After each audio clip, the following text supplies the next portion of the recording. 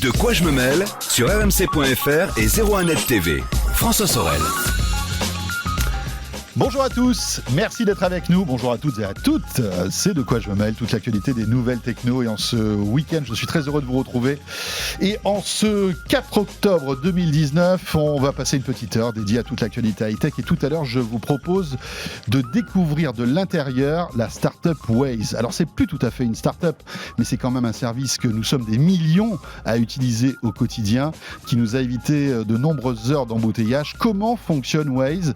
Eh bien, Nicolas Lelouch, journaliste à 01net.com, est allé à Tel Aviv, qui est le siège en fait de Waze, qui a été racheté par Google il y a quelques années, et qui va nous expliquer de l'intérieur comment fonctionne eh bien, cette machine à éviter les embouteillages. Ce sera tout à l'heure. Je vous rappelle aussi que vous pouvez à tout moment eh bien, réagir au sujet qu'on évoque avec la page Facebook de quoi je me mail, le hashtag DQJMM sur Twitter. Vous savez tout. Merci d'être là et bienvenue. De quoi je me mêle sur rmc.fr et 01net TV.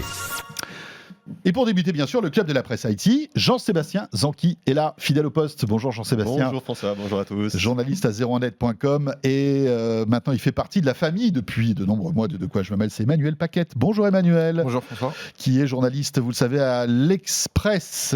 Et on va survoler ensemble toute l'actualité de la semaine. Une actualité qui est plutôt chaude bouillante du côté de Microsoft, qui s'était fait un petit peu silencieux ces derniers temps. Oui. Mais là, ils ont tout mis sur la table hier, quand même, Jean-Sébastien. Très belle keynote ce mercredi, donc 2 octobre. Avec le monsieur Device de Microsoft. Panos Panay, qui est quand même assez bon dans les keynotes, il faut bien l'avouer. C'est un autre type de keynote que celle d'Apple, mais un peu plus intimiste. Oui, il a un petit ADN de showman, ce garçon-là. Tout à fait. C'est vrai que c'est important quand on fait une keynote d'avoir quelqu'un qui raconte l'histoire. Qui arrive à convaincre, qui montre qu'il y a une vision. Donc c'était assez sympathique, en tout cas sur la forme.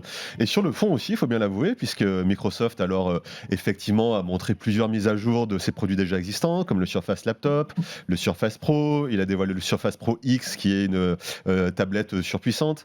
Il a également dévoilé le Surface Neo, qui est assez surprenant, qui est un ordinateur avec 2 écrans qui se replient sur lui-même, ou alors les écrans peuvent se plier à l'extérieur, qui tourne sous une nouvelle version de Windows, qui est Windows 10 X. Donc, alors, voilà, c'est pas un écran pliable, attention, parce qu'on commence à parler des écrans pliables. Là, c'est vraiment 2 écrans qui sont très très bien assemblés. C'est ça, et qui font assembler plein de charnières. Voilà, et la charnière est très fine, donc on a cette impression de grand écran panoramique. Tout à fait, et surtout la surprise du chef qu'on n'avait pas vu venir, c'était le Surface Duo. Alors qu'est-ce que c'est que ce truc ? C'est un appareil qui a 2 écrans, un peu comme le Surface Neo finalement, mais en plus petit, c'est-à-dire que les 2 écrans sont de 5,6 pouces. Il est également pliable comme le Surface Neo. Alors entièrement déplié, la surface d'affichage fait 8,6 pouces, mais effectivement, là aussi, ce n'est pas un écran souple, il y a une charnière au milieu. Il tourne sous Android. Alors, on le voit là, pour tous ceux qui sont avec nous en vidéo, Jean-Sébastien, on a vu les 2 produits, on a vu le Neo et le Duo, là, voilà, parce qu'on a une demoiselle qui évidemment, a tous les produits Microsoft chez elle. C'est peut-être la femme de Panos Panay, d'ailleurs. Peut-être. Il parle beaucoup de sa famille, alors c'est possible. Oui, c'est vrai. Il montre sa fille qui joue du piano. Voilà, il est vraiment très... c'est très friendly, tout va bien. Tout c'est génial. Et donc la demoiselle a montré au début donc le Surface Neo. Et après, elle sort de son petit sac à main le Duo qui sonne. Donc c'est un vrai téléphone. Elle répond au téléphone avec. Ça tourne sur Android. Ça tourne avec un Snapdragon 855. Ça n'a pas d'appareil photo, étonnamment.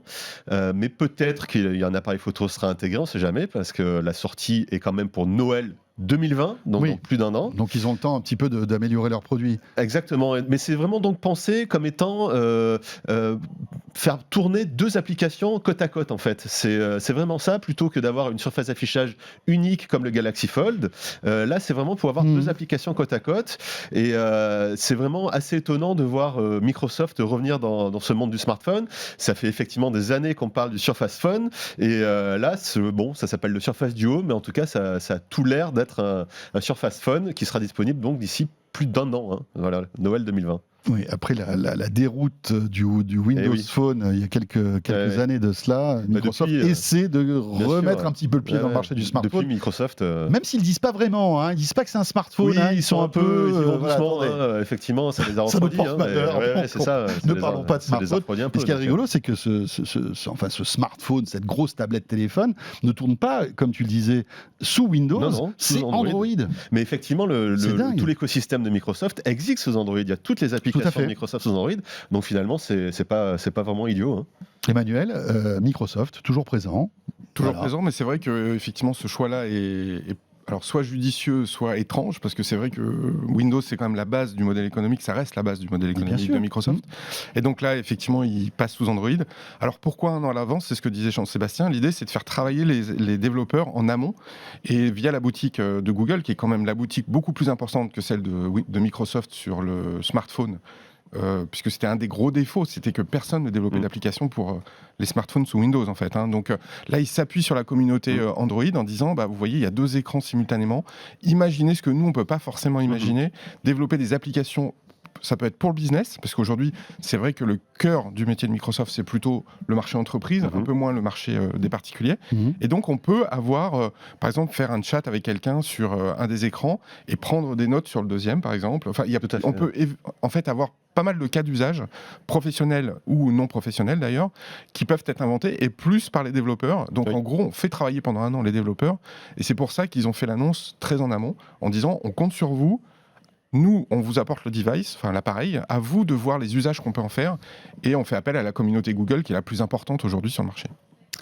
C'est dingue parce que c'est une association étonnante. Enfin, j'imagine que Microsoft et Google ont dû travailler vraiment main dans la main pour développer ce type de produit. Exactement. Alors qu'ils sont aussi concurrents dans bien des domaines. Oui, mais chacun a en tiré du bien. C'est assez intelligent finalement. Oui, mais tu sais, c'était comme à l'époque où Apple allait mal et Microsoft avait pris des parts de marché pour s'ouvrir le marché Apple, notamment à Office. Là, en fait, c'est le mouvement inverse. C'est-à-dire que Microsoft est obligé d'aller sur Android pour s'ouvrir le marché des développeurs Android. Donc, c'est plutôt malin. Et puis, l'idée, c'est derrière de pousser toute l'infrastructure des serveurs Microsoft, le .NET, etc., qui est derrière pour pousser ces applications et cette infrastructure. Oui, bien sûr. Et puis rappelons que Microsoft est très puissant au niveau professionnel, business, avec le cloud Azure, etc. Et puis, enfin voilà, tout le reste. Et puis Windows 10 aussi, qui est et puis dernier point, c'est que Microsoft est obligé d'attaquer le marché du hardware, enfin donc du matériel sur le haut de gamme, pour pas se couper une jambe avec tous ses partenaires aujourd'hui dans les smartphones, enfin dans les smartphones de moins en moins, mais en tout cas sur les tablettes et sur les ordinateurs, en disant on vous attaque pas sur l'entrée du moyenne gamme, nous on vise du haut de gamme, donc je suppose que les prix vont être très élevés, mais comme ça leur évite de rentrer en conflit avec leur business traditionnel. Jean-Sébastien, je crois que tu as vu des extraits de la conf d'hier. Est-ce qu'ils ont parlé de Cortana? Parce que c'est bizarre. On a l'impression que Cortana, qui était l'assistant vocal de Microsoft, qu'ils ont poussé pendant des années, devient de plus en plus silencieux, non? Ça n'a pas été vraiment mis en avant. C'était surtout une conférence matérielle. Mais sur le logiciel, à part l'annonce de Windows 10 X, donc pour le Surface Neo avec les 2 écrans, il n'y a pas eu vraiment de mise en avant de Cortana, effectivement. Après, Cortana, c'est souvent mis en avant dans les conférences développeurs. Oui, alors peut-être que ça sera à un autre endroit, à un autre moment. Mais c'est vrai que, par exemple, on n'a pas d'assistant vocaux Cortana, d'assistant vocal Cortana, pardon, comme par exemple on en a chez Google ou chez Alexa ou même chez Facebook, maintenant avec Portal. Donc on voit que Microsoft. En plus, Cortana, il y a des compatibilités avec Alexa. On sent que Microsoft là-dessus est assez prudent et n'a pas vraiment la même stratégie que ses concurrents. Mais cela dit, on en revient à ce que tu disais tout à l'heure. Le problème, c'est que maintenant tu dépends d'Android. Donc pousser Cortana quand tu dépends d'Android et que le système est plus intégré avec Windows, c'est compliqué. Donc tu as plutôt tendance à mettre la pédale douce là-dessus. Voilà pour Microsoft. Un mot sur Apple, Jean-Sébastien, avec une nouvelle mise à jour iOS qui est un peu dérangeante.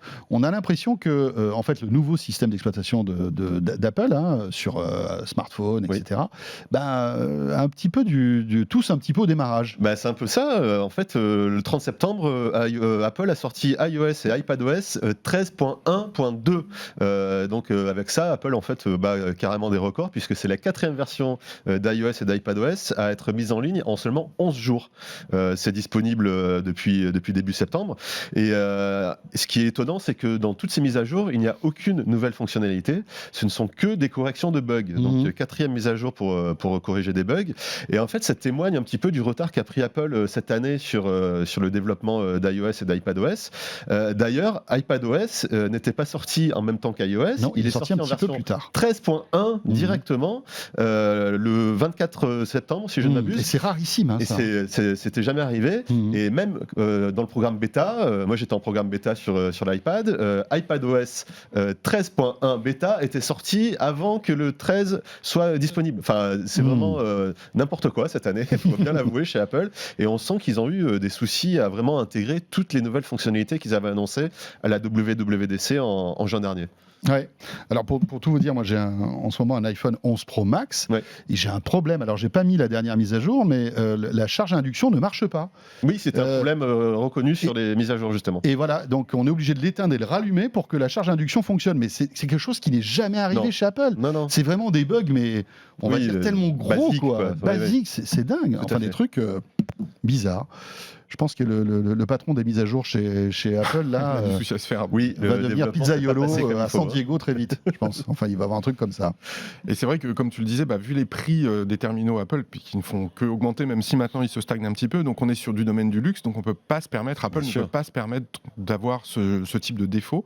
Ça n'arrivait jamais sous l'ère Steve Jobs, et pour cause, parce que, comme tu le disais, si ça arrivait, la personne, je pense qu'elle faisait ses valises immédiatement. C'est vrai que sous l'ère Tim Cook, on voit de plus en plus de choses comme ça arriver. Donc, est-ce que c'est parce qu'il est plus focalisé sur le domaine business et un petit peu moins sur le domaine de mettre les mains dans le cambouis directement et de voir comment tout ça fonctionne?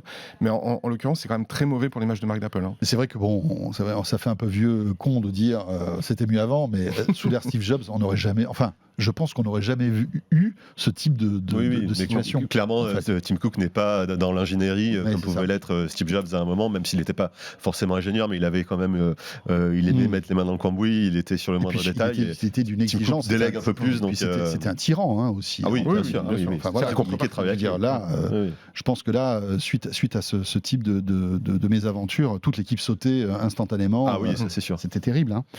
On enchaîne avec le Google Pixel. Alors, c'est rigolo parce que c'est un smartphone qui n'est pas encore sorti, qui sera annoncé le 15 octobre, donc à New York, si mes souvenirs... Je crois bien. Je ne suis pas certain, mais je crois bien. Et ça sera à vivre d'ailleurs sur ZeroNet TV, puisqu'on vous proposera une grande soirée keynote. Enfin, ça sera plutôt chez nous en fin d'après-midi. On découvrira en fait toutes ces nouveautés, parce qu'il y aura donc de nouveaux smartphones, mais on peut imaginer aussi de nouveaux devices connectés qui seront présentés par Google. Et donc ce Pixel 4 qui est très attendu, parce que c'est un téléphone qui a énormément de promesses et qui risque d'être très très bon. On sait pratiquement tout sur ce téléphone. Oui, on sait déjà. Il y a eu énormément de fuites, etc. Et on connaît aussi quelques-unes de ses fonctionnalités. Oui, dont une très originale qui a été repérée par XDA Developers, qui est un site un petit peu de bidouilleur. Il montre justement une nouvelle application qui pourra prévenir automatiquement les secours en cas d'accident de voiture. En fait, l'application se base à la fois sur le GPS du smartphone pour évaluer la vitesse du véhicule, sur l'accéléromètre aussi pour évaluer pourquoi pas les chocs, et sur les micros pour écouter les bruits ambiants et voir si justement il n'y a pas un bruit qui peut ressembler à un bruit d'accident de voiture. Donc en fait, en cas d'accident et de détection de cet accident, le smartphone émet une alarme vraiment à volume maximal et appelle automatiquement les secours si l'utilisateur donc ne réagit pas et est inconscient. En fait, ça ressemble un petit peu à ce que fait déjà Apple avec la Watch à partir de la série 4, c'est-à-dire il y a une détection de chute qui là aussi va émettre une alarme. En route. Et voilà, et donc ça peut mettre en route l'appel au secours et l'appel à ces personnes, enfin ces contacts de confiance. Donc voilà, ça devrait être dévoilé, comme tu l'as dit, le 15 octobre avec les Pixel 4 et certainement d'autres nouveautés matérielles de Google. Voilà, ce Pixel 4 qui proposera entre autres un Face ID assez perfectionné. Vous savez, le Face ID, c'est ce système qui a été développé par Apple en premier, qui permet de déverrouiller son téléphone grâce à un scan du visage en 3D très perfectionné. D'ailleurs, il y a une polémique naissante, Emmanuel, sur ce sujet, parce que finalement, pour que ça fonctionne bien, il faut beaucoup d'intelligence artificielle et récolter beaucoup de data. Et Google aurait récolté de la data, on va dire, d'une manière un peu particulière. Oui, effectivement, la presse américaine s'est fait écho ce matin même de tests de sous-traitants de Google pour entraîner l'intelligence artificielle avec des visages en contrepartie d'un bon de cadeau de $5.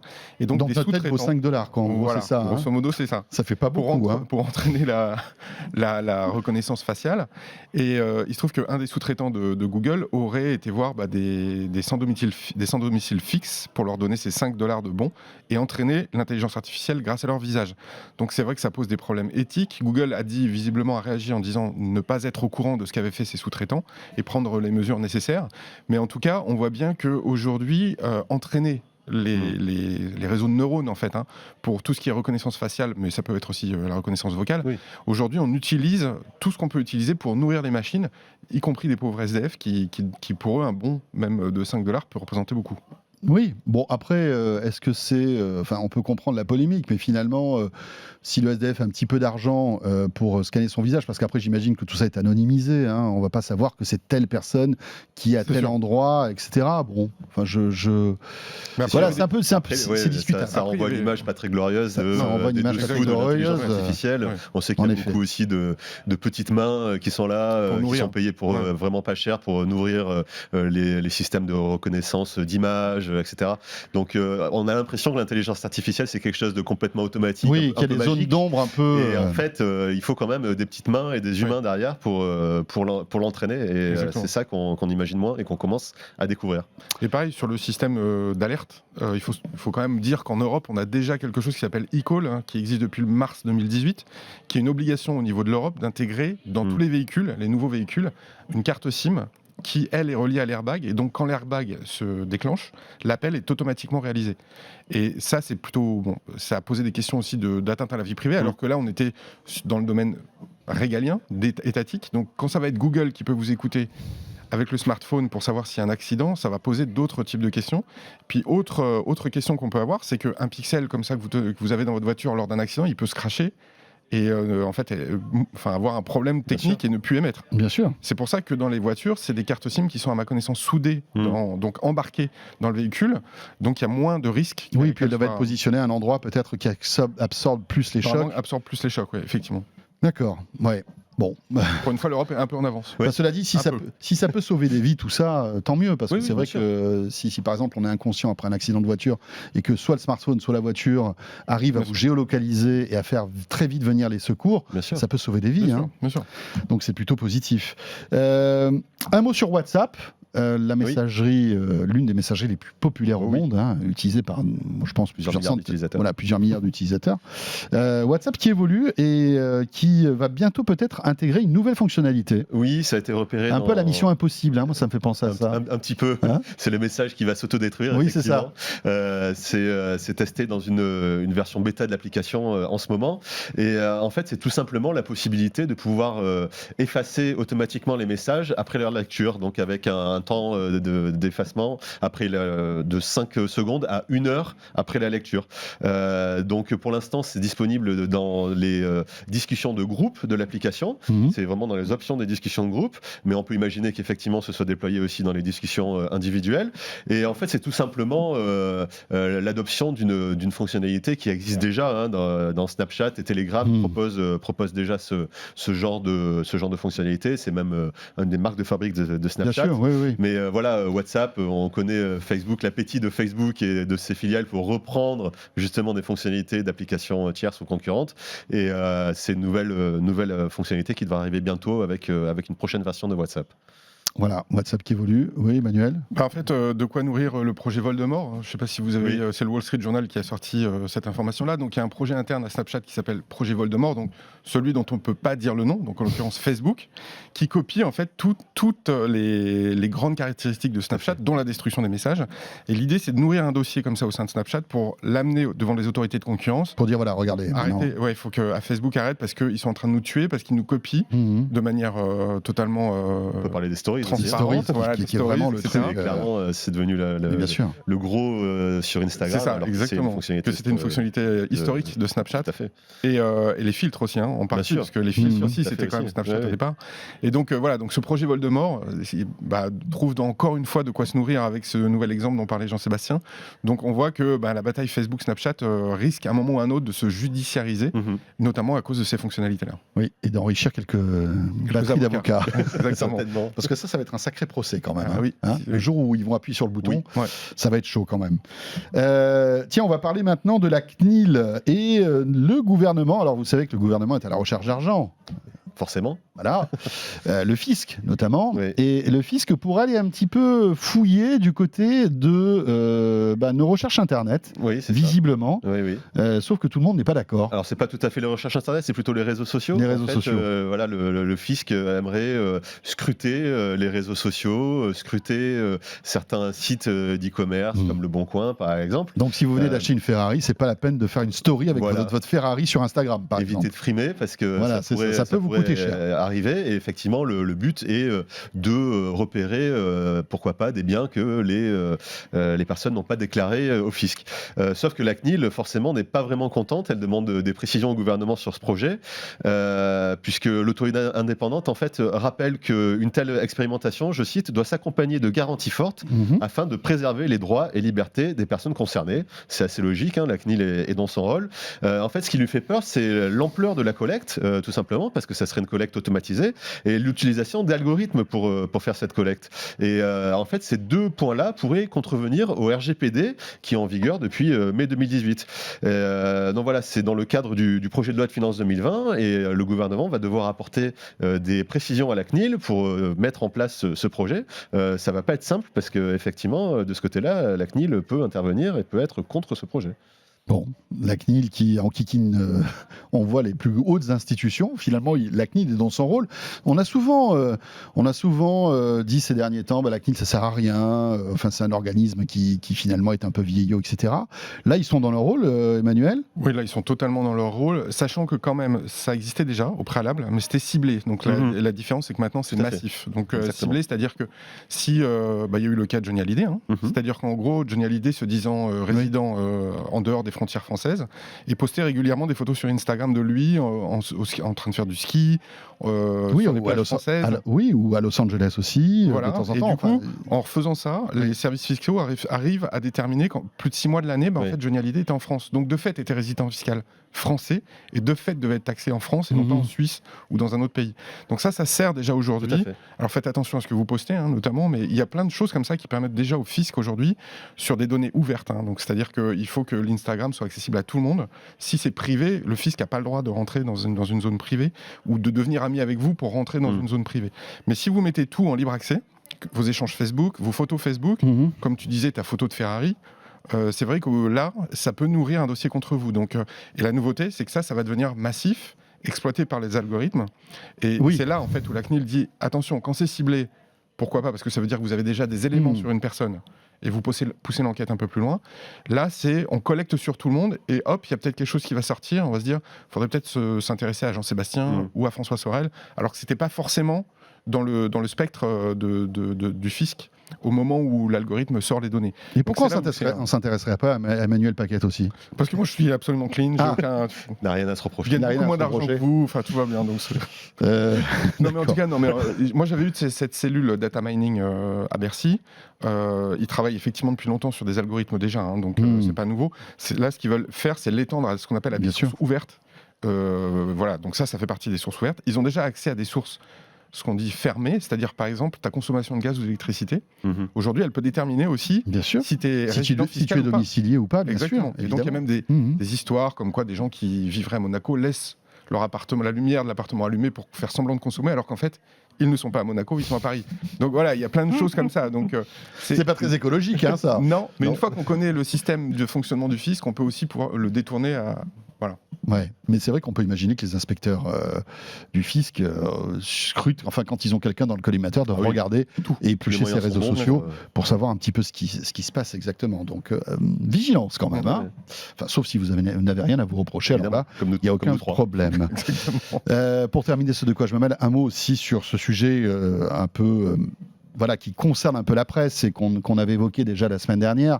Google qui a refusé, et tu le disais, hein, Jean-Sébastien, de ne pas payer en fait, la presse, hein, les organismes de presse, en échange en fait, de l'information qui est sur Google. Visiblement, le gouvernement rajoute un petit peu son grain de sel là-dedans. Oui, effectivement, le gouvernement n'est pas du tout content de ce qui se passe et des agissements de Google sur ce point.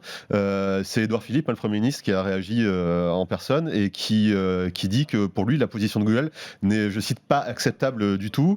Il a réclamé que Google en fait négocie avec les éditeurs et les agences de presse pour justement trouver une solution, puisque Google a annoncé qu'à partir du 24 octobre, comme tu le disais, à défaut d'avoir l'autorisation des médias, le moteur de recherche et Google News n'afficheront plus d'extraits des articles et plus d'images extraites des articles justement. Et alors forcément, la presse a peur que en présentant ces articles de cette manière, sans les mettre en avant, il y ait moins de clics sur ces articles, moins de trafic pour eux et donc moins de sources de revenus.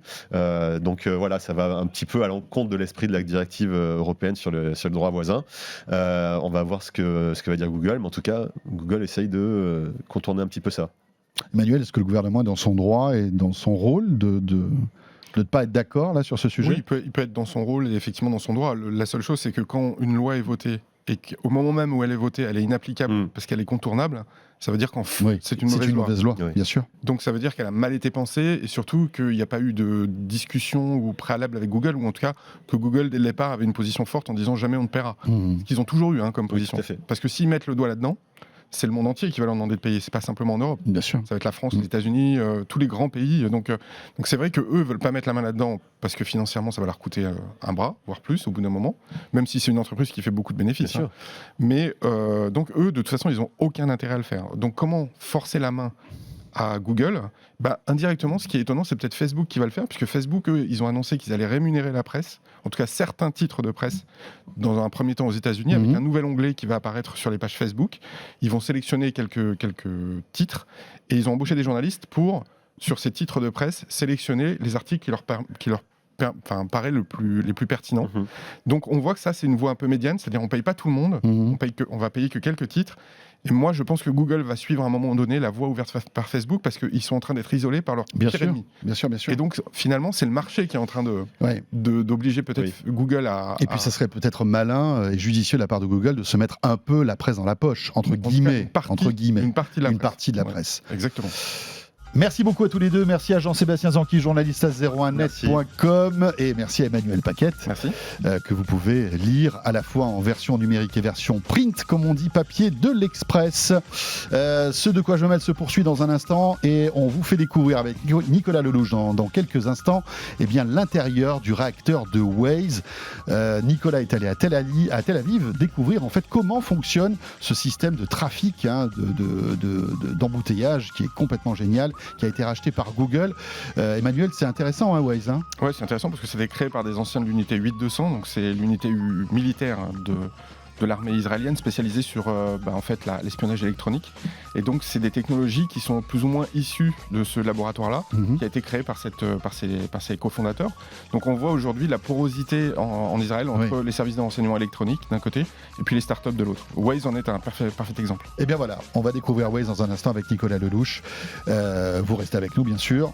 Version audio sur rmc.fr, la version vidéo qui vous attend sur 01net TV et sur YouTube, la chaîne YouTube de 01net TV. À tout de suite. De quoi je me mêle sur rmc.fr et 01net TV.